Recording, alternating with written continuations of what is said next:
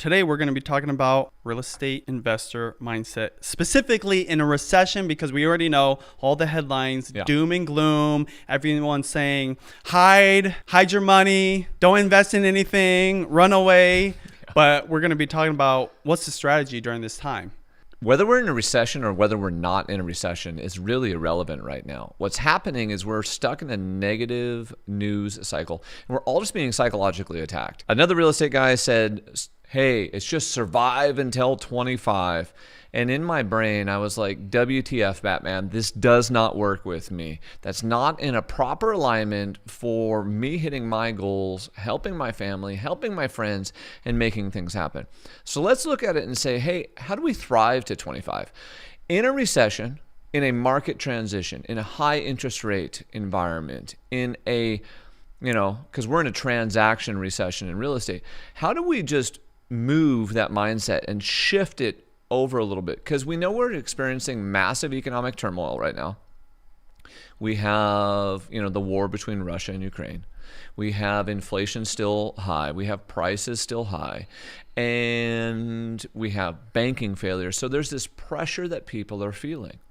And what happens to the average human when they feel pressure? What do? They get scared. They just hide. They get scared. They hide. They stop. They freeze. The literal deer in headlights. They just stand there and do nothing. So as a real estate investor, as a land developer, as a real estate broker, is that going to help your business? No, it's actually going to hurt you, because you're going into the headwind right now where you should be giving it more, pushing harder, trying harder because of that headwind in order to accomplish your goals. Now, if that's happening to the average person, does that mean you have more competition in this market or less competition? Way less. So you're going into a market with a headwind where other investors are pulling back, other real estate people are pulling back, and competition's going down. What do you think that means for your opportunity? Way more. This is what I want people to get. Like, the recession mindset, the fear mindset is stealing from you, your family, and your future today because everyone's pulling back. Lean in. It's time to go in strong, go in hard, and find it. Now, don't be stupid. You need to be cautiously conservative about this. Have your reserves and things like that. But when everyone is saying no, in your mind, you should be hearing go. It's not going to be timed perfect. So be mentally prepared to maybe buy an asset and have it go down a little bit in value. But if the market right now, and Zillow just released a report yesterday, and out of all the major metros, like 22 of them are showing appreciation, and like 8 of them have mild depreciation, and the one that has some depreciation is like 3%. No big deal. I mean, 3% is nothing. 3% of the average price home in the United States, average price $400,000, 3% would be $12,000. What's happening though is that price stability is happening in spite of the high prices and in spite of the fear. So what you should be hearing in your mind as an investor is, I need to start hunting for deals today. I need to ignore the negative deals and understand my buy box, my criteria, what we are looking for, and just go hunt those down. So what people want to do though, Benji, is they want to wait. They want to wait for their good friends to tell them it's okay. They want to wait for the market to tell them it's okay. They want to wait till, the sun is out and everything is shining, but that's not where money is made. The seeds of wealth are created during a recessionary time or a major market transition, and that's right now. And it's going to happen over the next 24 months, and this is probably one of your biggest opportunities since the Great Recession. So since 2008, 9, 10, 11, and 12, this is probably your biggest opportunity. Because as you look around and the market is already started stabilizing, when the Fed hasn't stopped raising rates, when inflation is not under control, what do you think is going to happen when inflation is under control and the Fed stops raising rates? Everybody's back in. Everybody's back in. Because there's so much cash still sitting on the sideline. Go to the Federal Reserve's website, look at the M2 money supply. You can see how much cash is still sitting there. So people have cash and they're just waiting. When they come back in, prices are going to go up. Once again, don't be stupid. Don't go buy Park Place or Boardwalk today. Buy the little green houses. We'll get Park Place and Boardwalk in like a couple years. We're going to make the money, ride the ride, and then we're going to trade those green houses in for red hotels. But should you maybe buy Park Place or Boardwalk today? Yes, if you get a good enough discount. I was hanging out with my friend Jeff Latham over there in Eastern Washington. We ran around on the Columbia River. He's going to build a Park Place and a Boardwalk. Why? He paid for the dirt right. His competition, low. The appetite for that particular property, waterfront homes in Eastern Washington on the Columbia River, astronomical right now, even in the recession. So what's crazy is he's going to go play in a luxury market, but it actually looks very protected because of his cost basis into the land and the demand for the product that they're getting ready to build. Literally, he's going to build some no-bank waterfront in Orondo, and there's almost no bank waterfront in kind of like a 30-mile stretch of the Columbia River there left. So he's going to have a one-of-one product to be able to put on the market. People are also telling me, hey, Anton, rates are too high. Nothing cash flows. Where? We get drunk off of making a killing on rates, cash flow, appreciation, these different market dynamics. There's going to be times in your real estate investing career, if you're in it for the long run, where what happens is your returns are going to go down for a moment in time. That's okay. That's normal. If you're always making double-digit returns and then for a 2 or 3 year run, you make a single-digit return, that's okay. The double digits are coming back again. I want you to find the seeds of phenomenal properties right now, cash flowing assets, amazing development projects that you can then ride that next ride up. So yeah, maybe it's not going to cash flow as well right now, but, and as we've talked about in previous episodes, is there pressure on rents to go up in the Seattle Metro? Yes. Is there pressure on home prices to go up in the Seattle Metro? Low inventory, yes. And does that really apply to the vast majority of the nation? Absolutely. So even if I'm not making a killing today, but I could get a good deal, I get my good deal and then I set myself up for a refinance 2-3 years from now when rates do go down, all of a sudden my okay deal today becomes a double or a triple in baseball. Perfect. Because what's going to happen is that double or triple won't be there as rates come back down and everyone starts to feel good about the economy. You've got to know that you can go in now while everyone else is pulling back. What if prices drop? I'm going to tell you a real simple story. In the Great Recession, our rental properties, a bunch that we had bought in 2004, 5, 6, and 7, some of them are worth half of what we paid for them, 50%. I asked my wife if I could burn all of them down and collect the insurance money. She said, no, that's illegal. Don't be an idiot, because I was frustrated. And, she told me I was acting like a baby because I'm kicking and screaming on the floor. But the reality was it emotionally stung. But then logic kicked in. And I said, 1, my wife is right because she's almost always right. 2, let's go back in history and look at this. Oh, wait, real estate never goes to zero. After a recession or a cycle where it goes down, it generally appreciates or has a swing up. So we just had our wings clipped, and I'll bet money, we're going to say the end of 2022 was the real estate recession for the Seattle Metro and the rest of the nation. And now we're getting that price stabilization, and we're actually trending above last year with lower inventory and higher appreciation. So if that's what's happening right now, and interest rates are around 7%, what's going to happen when interest rates drop to 5? People start getting back in the game. Everyone's going to get in the game. Because when it goes from 7 to 5, it's going to look affordable. It's going to look cheap to people. Interest rates are a psychological game for buyers and investors. And so what happens is they'll go, oh, let's get moving. There's a flip side and opportunity to this, though. So let's say interest rates in 2025 come back into the 5s. Will those sellers that have a 3% or a 4% mortgage, will that be a low enough number? And I just want your opinion on this. Will that be a low enough number to cause them to sell? Or are they still going to wait? They might wait. So statistically speaking, right now, 91% of all mortgages are below 6%. 72% of the mortgages are below 4%. Whoa. So the vast majority, this is that lock-in effect like we've talked about before.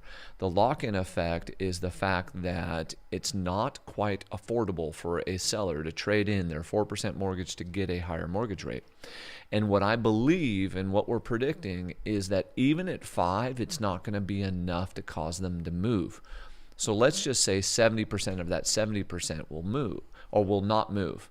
So it might free up a little more inventory, but that means even by 2025, you're not going to get inventory. So your biggest opportunity over the next probably 36 months, land development, new construction, flip a home, install a new manufactured home, rehab a old manufactured home, sell it owner financing. One of those things where you are creating new inventory for the market is going to be your biggest opportunity for the next 36 months. It's most likely not going to be buying an office building, buying multifamily, playing in warehouse. When all of the national builders are getting into this right now, and the national home builders are making up the largest percentage of the market they've made up since like 2005 and 6, and they've got billions and billions of dollars, us as smaller investors, mid-sized investors, should be looking around going, it's time for me to go in and start playing the same game they are playing right now. You know, it reminds me of 2008 when I was an agent Yes. for a few years. Arguably, at least in our lifetime, one of the hardest times to be in real estate for a whole different dynamic. Obviously, we had super high rates in the 80s. But what's interesting is I like this term about squeaky wheel gets the grease, right? Yes. If you're not familiar with that, that just means whoever gets the loudest and is making enough sound over and over and over gets the attention, right? Well, when things are really busy, like we've experienced in the last decade, especially during the pandemic when it was skyrocketing, that squeaky wheel just barely gets noticed, right? You really have to, call people, knock on their doors, get people's attention. But during a time where there's a lot of fear and people just stop, that Yes. squeaky wheel is super loud.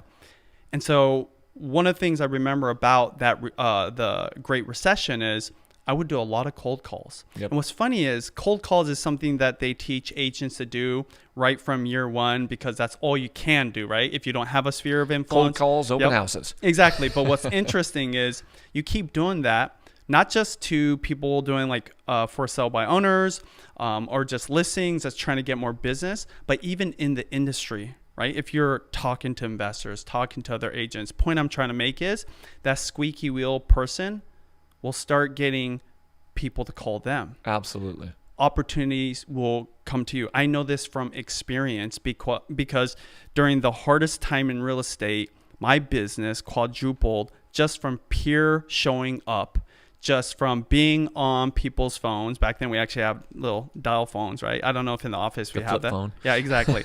So when you talk about like, hey, don't be fearful, obviously also don't be stupid. Just realize the general population, especially investors and agents especially, they're just putting everything on pause. Yes. But if you're the person that's cranking it up, I believe in my heart, and this is one of the reasons we started this podcast maybe during this time, you are going to be the one that's going to attract these opportunities. People are going to call you with deals, but it's going to take a little while for you to get going. But I say squeaky wheel it up, right? 100%. 100%.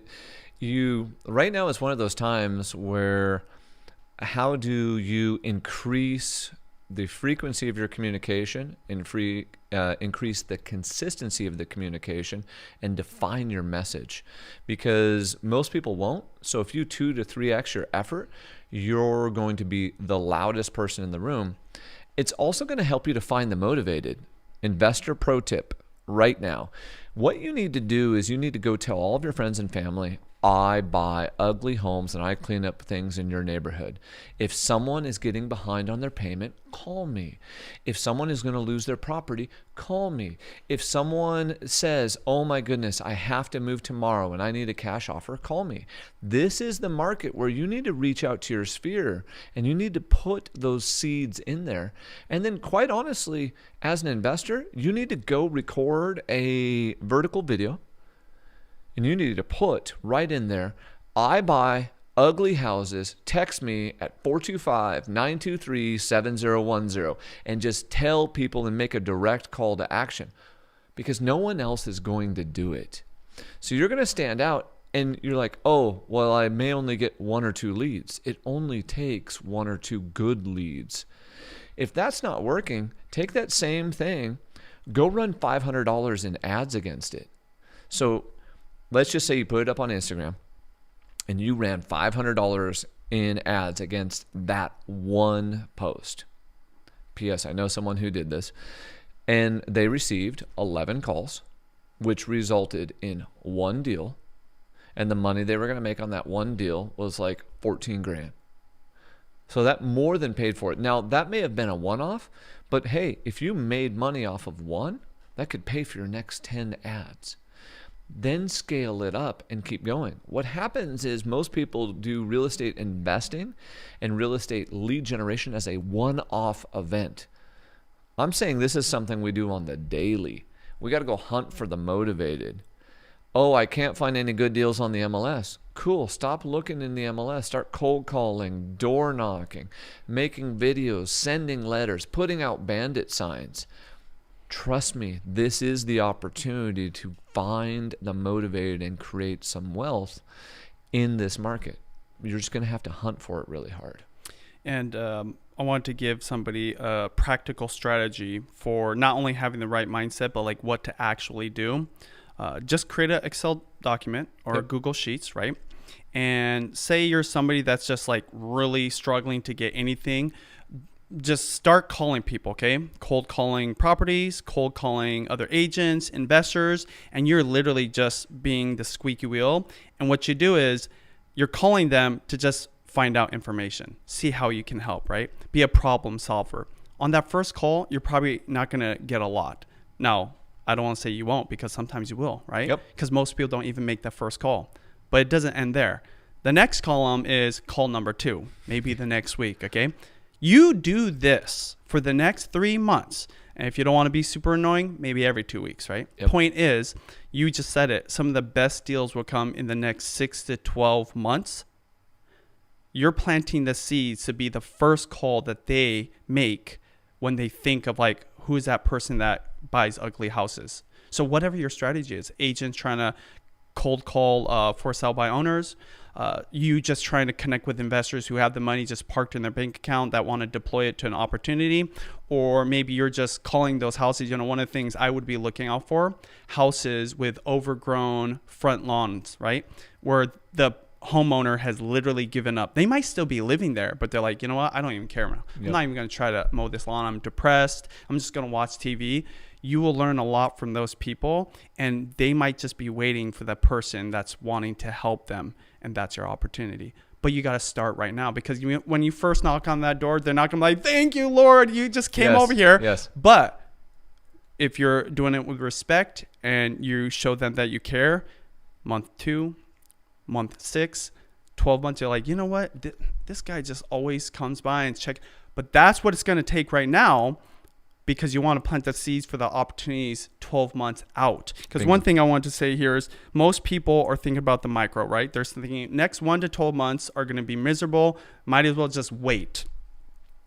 If you're thinking 10 plus years out, right? You need to start looking for those deals that will be the great deals 10 years out right now. 100%. 100%. Let's go back to one of your points. So you're in that Google sheet, right? Or the Excel sheet. Understand that the fortune is in the follow-up, and that very rarely do you find the golden nugget on the first run through. And what happens is those golden nuggets are in the building of the relationships, being a good human, demonstrating you care, and following up. And what will happen is you'll follow up, and then they go, hey, you know what? We are now moving. We'd like to sell you our property. We'd like to sell you our land, or, I'd like to owner finance this multifamily project to you because we still want the cash flow, but we're not going to be in Washington anymore. A real simple script, just talking with a wholesaler about this who's just getting started, is to pick up the phone. He found a property across from a school. It's got the weeds in the front yard. It's not taken care of. I said, look them up in tax records, skip trace their name to get a phone number attached to it. And you pick up the phone and you say, hi, Mr. Smith. I'm a local guy in the area and I buy houses that need some repair. Have you thought of selling? I was like, and then just zip your lip and don't say anything. It's just simple, to the point, and it just throws it right out there. And if they have, great. If they haven't, then start working through forward, family, occupation, recreation, and dreams. Then start moving into price, timing, and motivation, because you're trying to figure out what price they would sell it for on a scale of 1 to 10, how motivated they are, and over what time frame they would sell it. And be prepared to follow up with them 25 times. You have not followed up with a lead until you've touched them 25 times in order to then relinquish that. But Anton, every time I call them, they're not ready to sell. It doesn't matter. Your job is to build a relationship and be known as the guy that buys properties in the area. Because even if they never sell that one, all of a sudden their friend, at the YMCA that they work out with says, oh, I've got this thing I need to sell. They go, oh, you know what? I know this really awesome guy named Benji. I talk to him, maybe once a month. And you should sell your property to him. He would buy it. Because you've demonstrated you care, you've demonstrated trust, you've demonstrated consistency by following up and building that relationship. And what everyone does is they're so in for the wham, bam, thank you, ma'am, and, they want everything to move so fast, the death scroll on TikTok, that they're missing 90% of the good deals. 90% of the good deals are made by building relationships and following up. That's what this business is. Cool, you don't want to do a relationship business? Well, you got to spend more on ads and make more cold calls. Simple. During these times, the people that need the most help and are honestly desperate, you'd be surprised what they will tell you about their situation. Yep. They will just unload because nobody else has offered to help them completely free, right? Now, when I say free, obviously, when you get into the deal, whether you're an agent, take your commission, that's a whole different discussion. I'm just saying like a phone call. In this day and age of social media, people are losing that connection of conversation, and you'd be surprised what just like talking to them in a friendly manner will do, especially if you come at it as a professional that knows the numbers. The one other thing I want to say, and we can wrap it up or whatever else you want to talk about, when you make all these calls and make these connections, you learn the market, not the one that's being talked about on YouTube, or you scroll through TikTok, and Reels and real estate experts are saying. You learn about your own market and the sentiment, and then you're going to find deals just because you know more than the other person. Bingo. The number one way to win a negotiation is to know more than the other person. And when you make all these calls, you're basically doing market research. That's like the best you can do, better than even just a data report, because that's already 30 days old, right? But when you talk to somebody, they're telling you exactly what is happening to them right now. And that's where the opportunities are. Real-time feedback, real-time exposure. And this is, we love stats. We love knowing the market, because understand, when we're talking about real estate investing, knowledge is power. And this example, power is also money. And that helps you to create wealth and negotiate deals. Now, one of our things too is, please understand that I have some simple rules. Don't be greedy. Be a good human. Always leave some meat on the bone. because there are people who we have helped because we provide a service of being able to give people cash offers to buy properties. And they've actually sent us other people. That's the testament that you are being a good investor and good in your community when you've left meat on the bone, you've treated them super awesome, like a human, good, and then they send you someone else. That's the recipe for knowing that you did it right. I was just thinking donuts. Next time you knock on doors, bring a box of donuts, especially the houses that you think that they really need help. But anyways, anything People love food. For sure, yeah, and everyone loves donuts. What's the last thing you want to leave with people in terms of having the correct mindset during this recession? You've got to really get tight on your mindset because we're being attacked emotionally, physically, spiritually, financially right now. Politics is coming up. Politics, yeah, we got an election year. So how do you do that? Wake up early, eat right, exercise, tell your loved ones you love them, hang out with them, write your affirmations daily, do some journaling, talk about what you're grateful for, what you're thankful for, control your mind and your messaging. So right now it's so important that the words you say and how you say them, because what you're doing is you're literally manifesting the future and you're stealing something from the future and you're pulling it to you today. So if you say the market is bad, you're creating a bad market. If you're saying deals are everywhere and I have limitless cash to buy these deals, you're taking that opportunity from the future and you're pulling it straight towards yourself. And that's the blessing you need to be looking for. I'm not saying it's going to be easy and happen overnight, but you've got to focus time every day on controlling that because it is hard right now.